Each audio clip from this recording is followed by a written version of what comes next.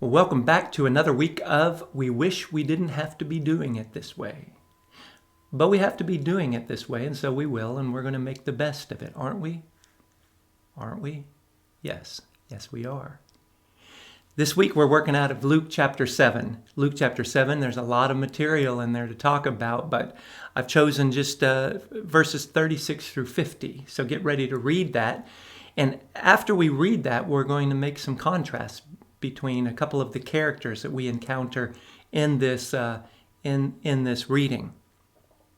So we're going to start in verse 36, and it starts out with this. One of the Pharisees asked him to eat with him. He went to the Pharisee's house and sat down to eat. And behold, a woman in the city who was a sinner, when she knew that Jesus sat at the table in the Pharisee's house, brought an alabaster flask of fragrant oil and stood at his feet behind him weeping. And she began to wash his feet with her tears and wiped them with the hair of her head. And she kissed his feet and anointed them with the fragrant oil. Now when the Pharisee who had invited him saw this, he spoke to himself, saying, "This man, if he were a prophet, would know who and what manner of woman this is who is touching him, for she is a sinner." And Jesus answered and said to him, "Simon, I have something to say to you." So he said, "Teacher, say it." 41, there was a certain creditor who had two debtors. One owed 500 denarii and the other 50. And when they had nothing with which to repay, he freely forgave them both. "Tell me, therefore, which of them will love him more?" Simon answered and said, "I suppose the one whom he forgave more." And Jesus said to him, "You have rightly judged." Then he turned to the woman and said to Simon, "Do you see this woman? I entered your house. You gave me no water for my feet, but she has washed my feet with her tears and wiped them with the hair of her head. You gave me no kiss, but this woman has not ceased to kiss my feet since the time I came in. You did not anoint my head with oil, but this woman has anointed my feet with fragrant oil. Therefore I say to you, her sins, which are many, are forgiven, for she loved much.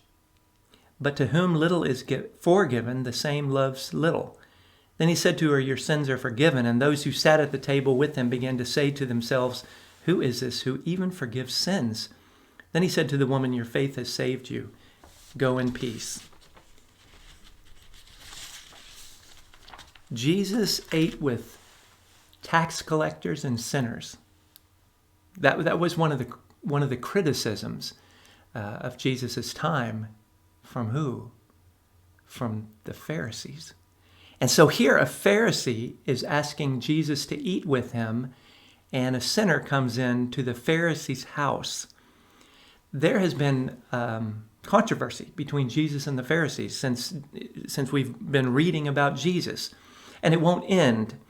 One of the things that they seem to disagree on, obviously, is how to treat unrighteous people.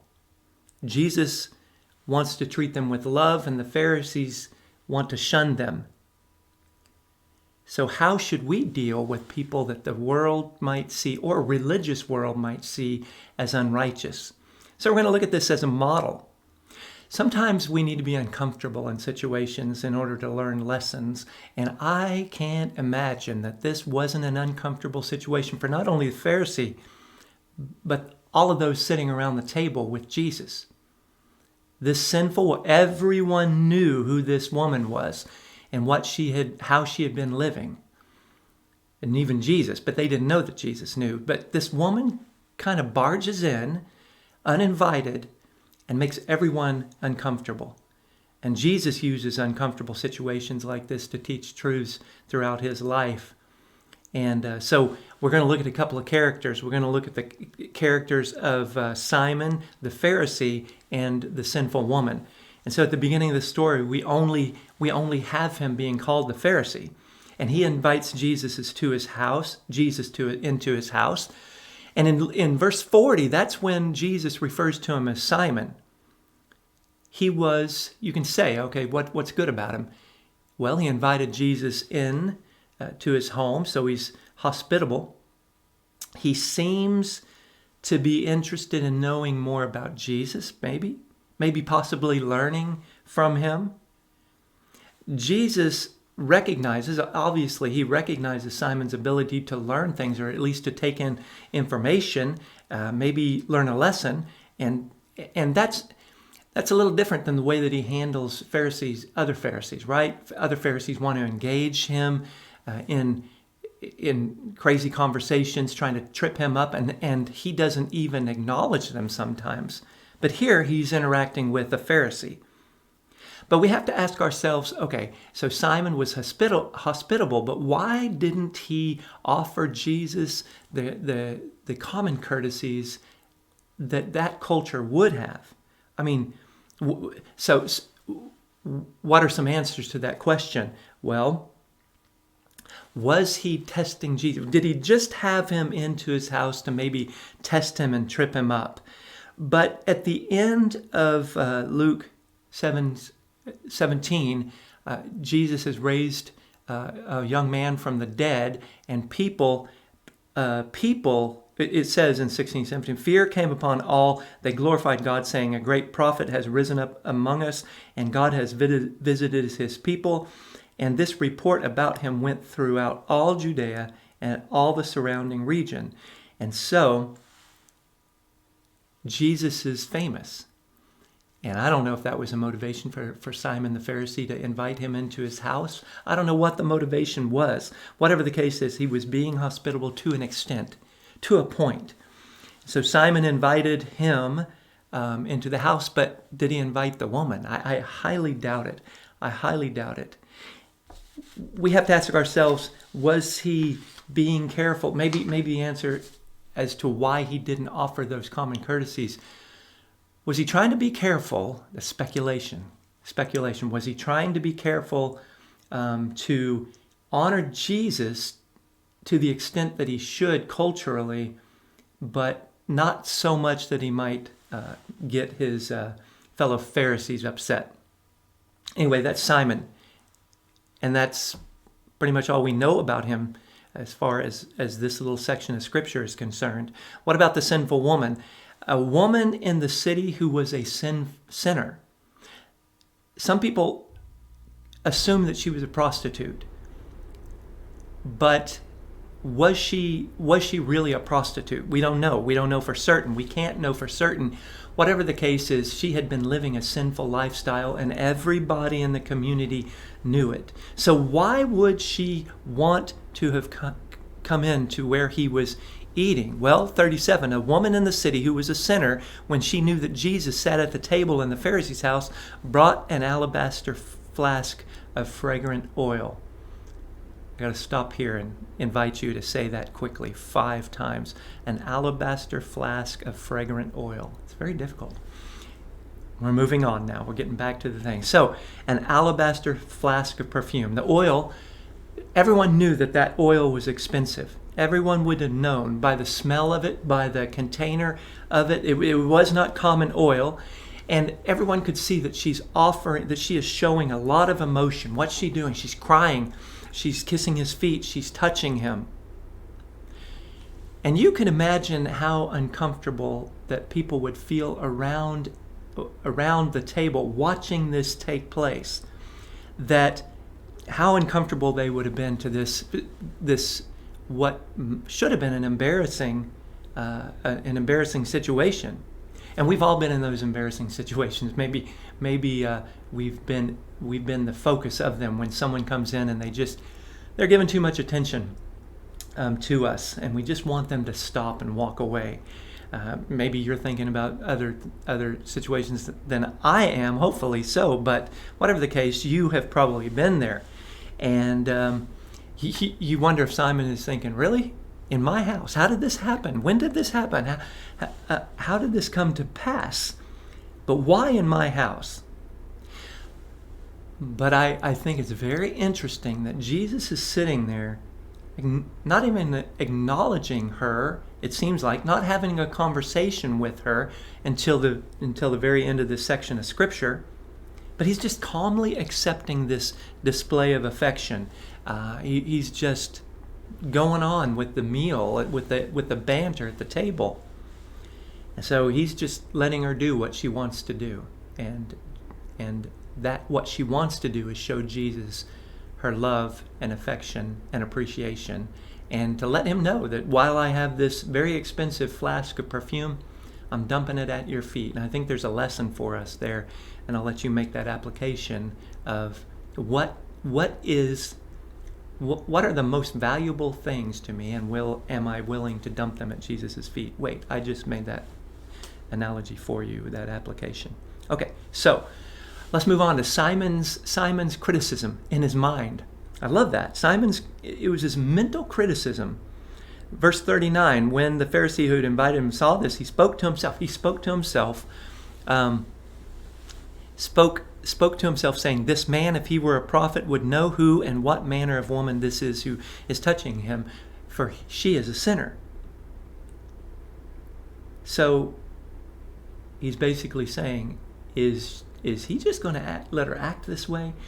Is he going to not make her stop touching him? Apparently, he's not that great of a prophet because he's letting her do what she was doing. So what did he expect? What did he expect Jesus to do?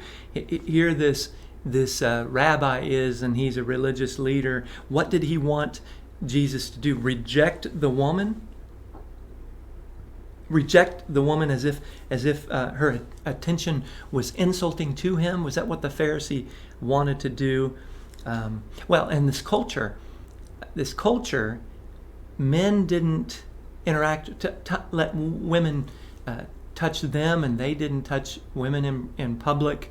And so this was going to be even more uncomfortable in that sense. So Simon is, notice that word that I just said, Simon is questioning Jesus' mind. He doesn't say his mindset. I love the response that Jesus gives. Jesus answered him. He answered him. No verbal statement has been made. No verbal question has been asked. But Jesus answered him and said, Simon, I have something to say to you. Simon says, okay, teacher. He calls him teacher. Say it. He calls him teacher, and then he says, say it. Simon hadn't said what he was thinking, obviously. So what did it seem like? This is kind of an interesting thought that I had. Maybe you've had it in the past or right now.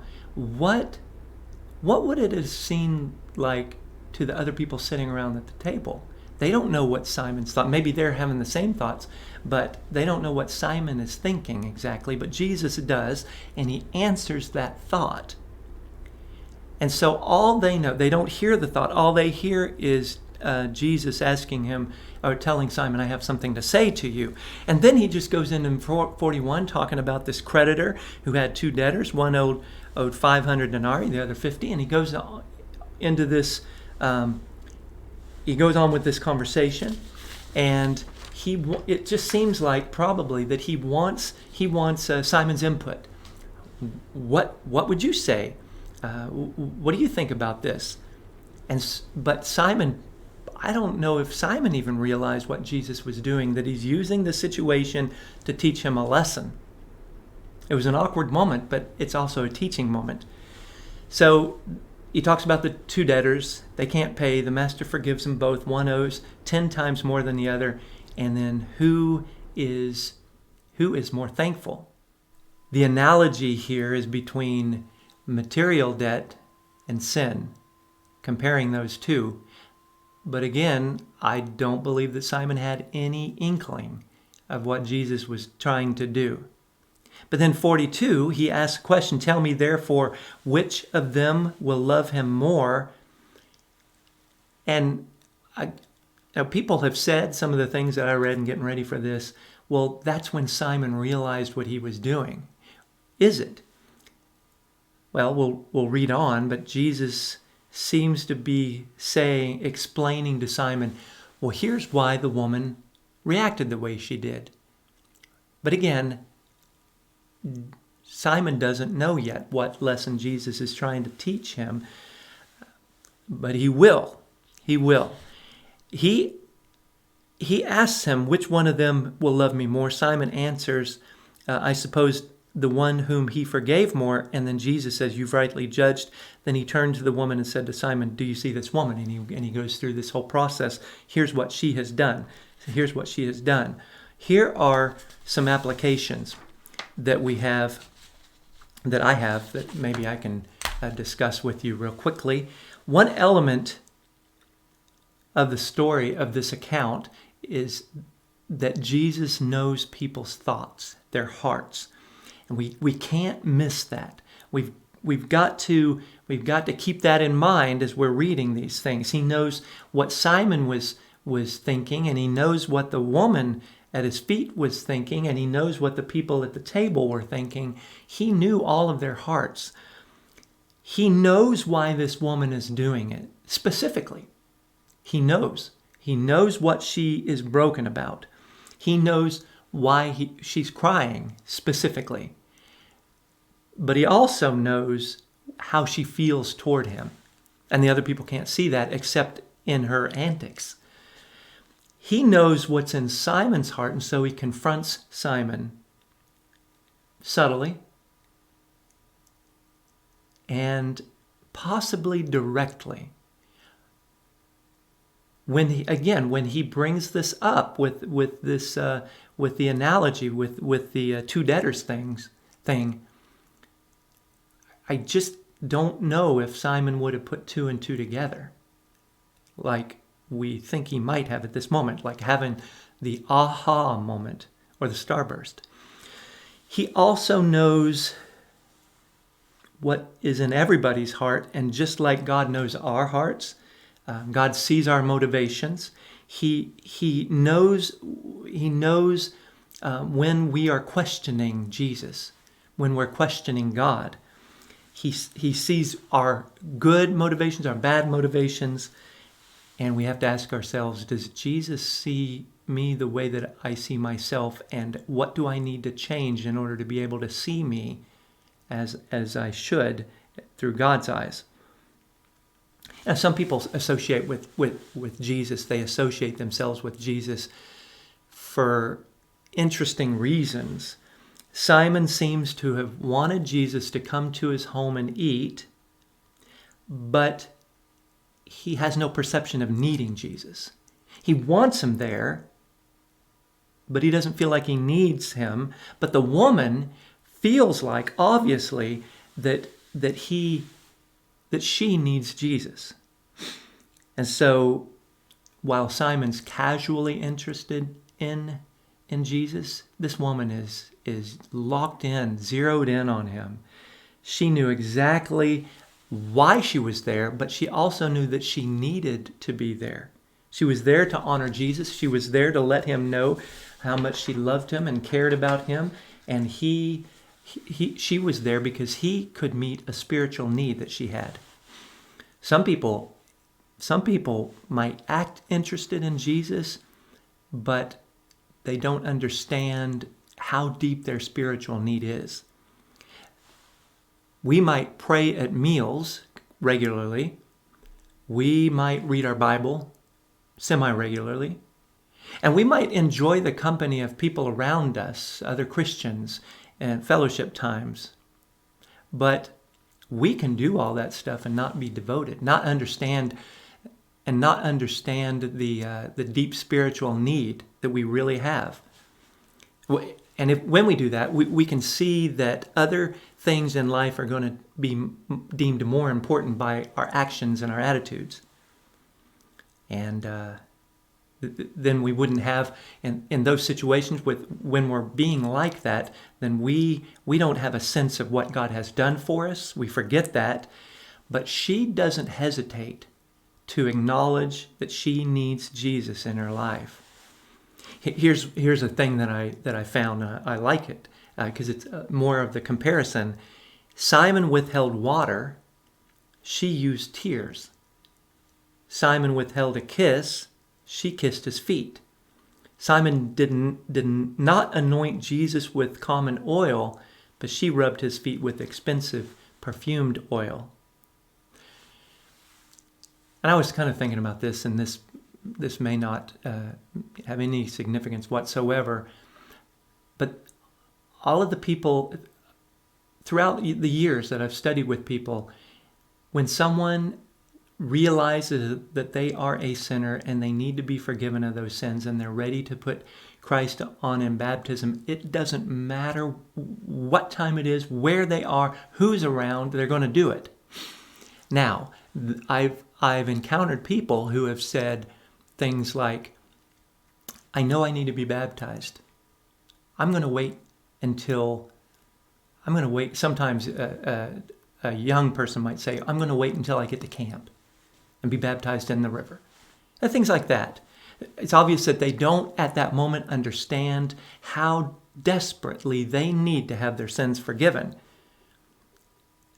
It's interesting that the woman was not embarrassed at all to do what she was doing, but Simon seems embarrassed to offer just that basic hospitality. Here's a thought. Our ability to love God is heightened when we understand how much we've been forgiven. He says, those who are forgiven much love much. And when we truly understand how much we've been forgiven, then we are going to grow spiritually in our relationship with other people, in our relationship with God. We will grow spiritually by leaps and bounds.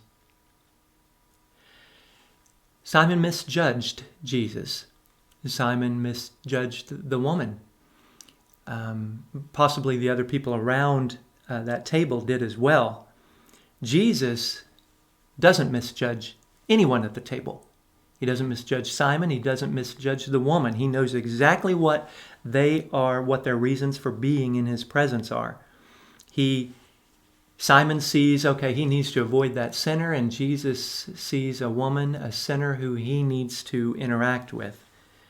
Jesus shows her to be the one that will end up being right with God, and Simon doesn't see himself as a debtor. He doesn't see himself as needing to be forgiven of anything, and he doesn't see himself as needing to be thankful to Jesus for anything. What did the woman seem to realize? Well, she was a sinner and she needed Christ, and she was nothing without Christ. She needed his forgiveness.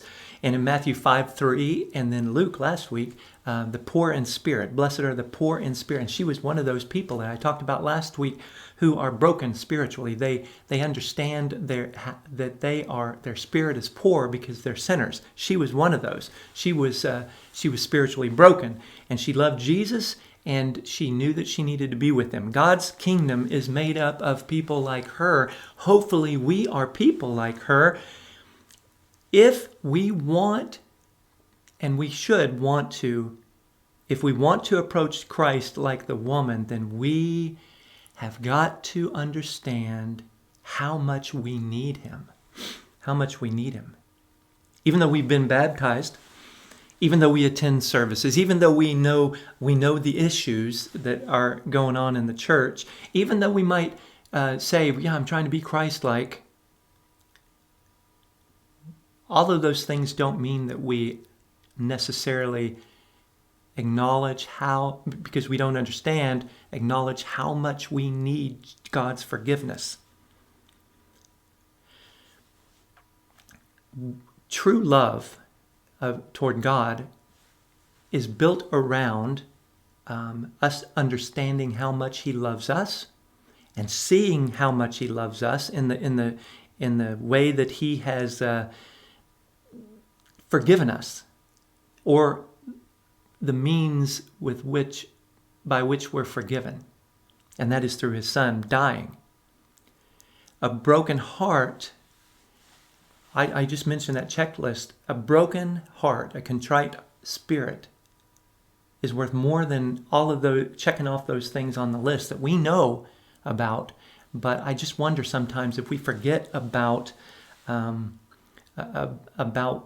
why we decided to become Christians in the first place. It's easy to forget that for me at times. I'm getting ready to finish.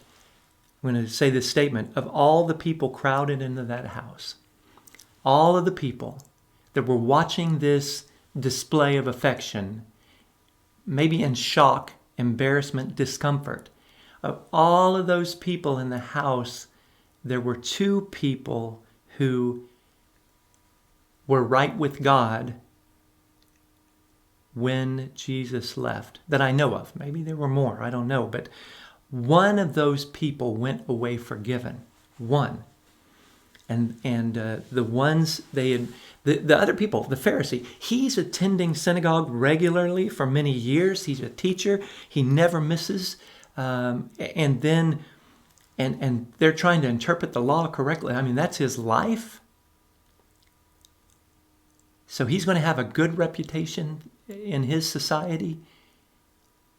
And he doesn't understand what the woman understands.